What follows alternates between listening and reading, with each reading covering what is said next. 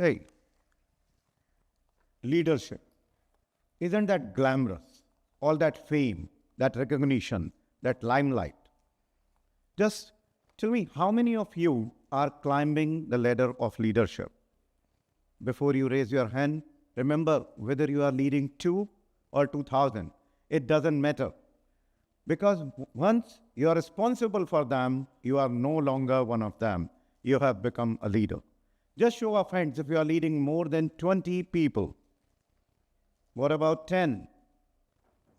5? Wow, we got a room full of leaders. Can we have a big round of applause for all of you leaders here today?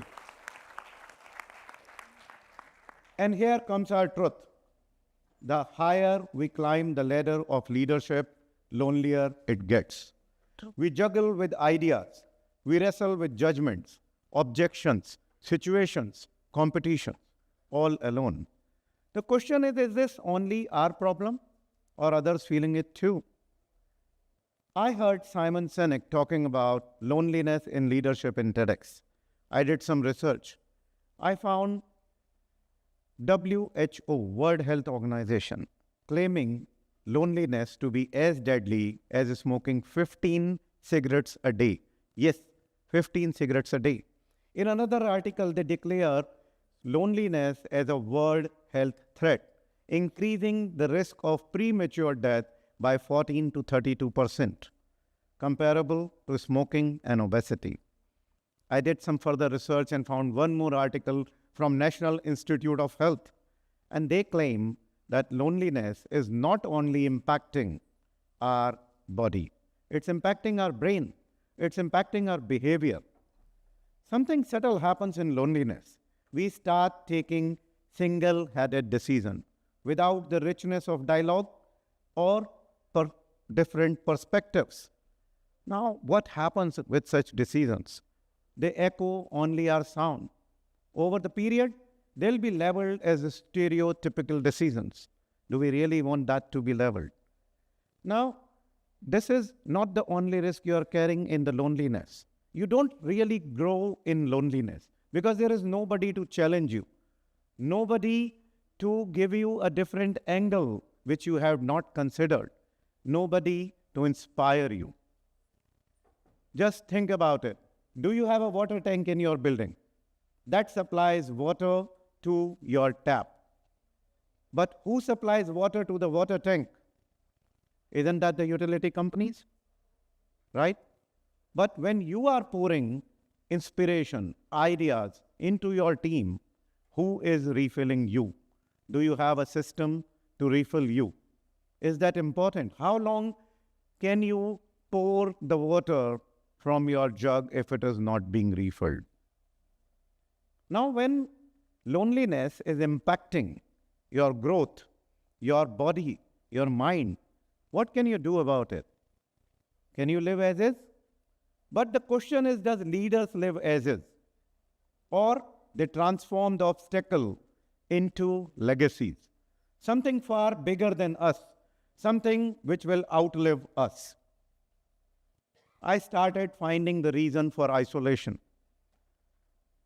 The point was our karma kshetra might be different, but we all have the same challenge, isolation. Isolation in our own walls. We are the one who have created the walls. Just ask yourself, how many villas are there on your street or how many apartments are there on your floor? Do you really know your neighbors? Not just their faces, their cars or the dogs. About them as people, as profession. Do you know them? Now just close your eyes and go back to your childhood. We knew every child on our street, on our block. Remember those evenings when streets will turn into playgrounds, will share freely. No barriers, no wall. As we grew up, we have created the walls. Walls isolating us. In civilized world, when somebody is put into isolation, what is that called? Prison. But here we have willingly put ourselves into prison of our self-created walls. Yes, we all have our reasons. We all have our experiences, and there is nothing right or wrong. But what matters is the truth, your truth. Today I am here with you to share my truth, my story. I landed in Dubai in year 2006. I had a lot of resources, but nobody to talk to. I remember those sleepless nights, staring at the ceiling 3 a.m., having a yellow pages open beside me, thinking, who would I call next? Who would I call tomorrow? Fear of failure and dreams of success fighting in my head all that sleepless nights. Who could I talk to? Could I speak with my management? They would think I'm weak. What about my colleagues back in India? They'll judge me. What about my team here? I was supposed to inspire them. Can I scare them? No. What about the family? I didn't want to scare them too. So I carried it all alone. Just think about it. Live those moments. Ask yourself, have you lived these scary nights, those sleepless nights? Yes, we all have sailed through them. But how many leaders sank into those holes? How many leaders sank into those holes?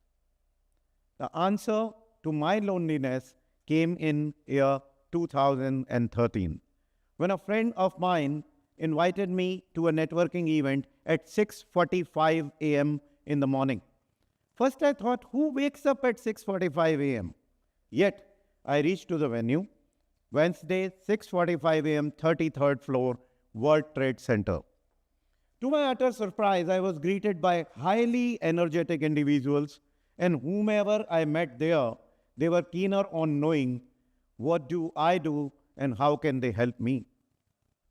What do I do and how can they help me? Have you ever heard this? They followed a philosophy of giver's gain. That means what goes around comes around. It was fascinating. I started my journey of life with them. Week on week, we were meeting, and ideas were floating in the room. Deeper relations were growing. I was no longer lonely. Within some time, I started taking leadership roles in these groups. I climbed a few steps higher than other leaders, only to realize I was lonely again amidst the community. And that's where I felt I need a better solution for treating loneliness alone. Because remember, there is no permanent cure for this loneliness. There is only and only regular treatments. Now what comes to my mind? Am I lonely or alone? Are there other leaders in the city who feel the same way? I started meeting a lot of leaders, discussing with them, why are we lonely? We discussed hundreds of ideas, hundreds of objections, hundreds of challenges, experiences we had faced, which could be filtered down to top 3 identified fears. 1, fear of being judged, fear of breach of confidentiality, and third, which was most unique, fear of being told wrong. As a leader, we are not willing to accept that we are wrong. Now, what do?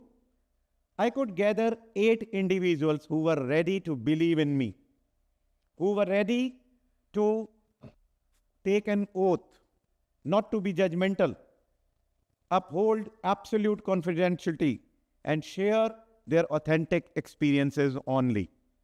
Don't point the finger on anyone that you are wrong or right. Yes, we started slow, but trust built.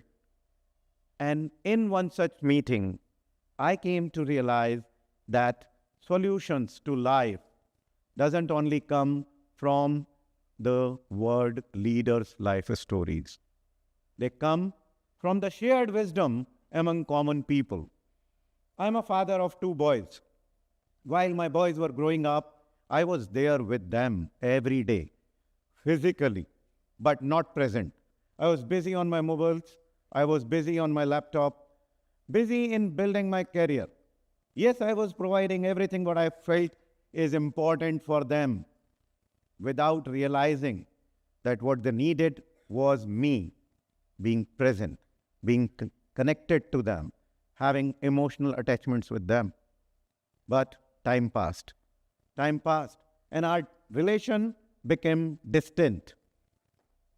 It increased further when they went out to US for their work, for their studies. We were hardly talking. It was painful. I was lonely in my nest, not only in my heart, but in my house. It was painful. In one leadership circle meeting, I presented my challenge, and a fellow leader asked me to close my eyes. He said, Pankaj, can you tell me the most beautiful memory you are carrying with your son? I could immediately see my son sitting in my lap, 5 years old, playing Tarzan on PlayStation 1. I could still feel his laughter. That's the time this gentleman asked me another question. And how old is your son today? I answered, 26. 26. With a moment of silence, he asked me one more question.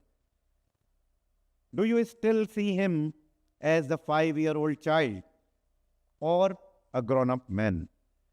And I collected a golden nugget of wisdom here. I was utterly surprised what I was doing. I had frozen my son at age 5 in my memory, in my perspective. I was not seeing him as a grown-up child, grown-up man. I was not evolved as a father. What I did, I called my son that evening and I asked him, my son, do I still see you as a child? There was a silence on the phone, but this time I understand. It was not hesitation. It was respect. I promised him I'll change my perspective immediately. I would no longer see him as a child needed my guidance, but as an adult who I can learn from, who I can include in my decisions. And believe me, my relationship changed. It transformed to a new level. When I came back to my professional life with this learning, with this golden wisdom, I asked myself, am I seeing my team members as inexperienced, or I'm giving them a space to grow as leaders? I changed how I looked up to them, and they changed how they showed up. The trust took over the control. The hesitations, the resistance turned into competitiveness. They were more willing to work with me, for me. We were now a team. This is how a breakthrough in my personal life transformed my professional life forever. This room gave me a purpose to find leaders who are lonely, put them in a room together, no matter I am there in the room or not.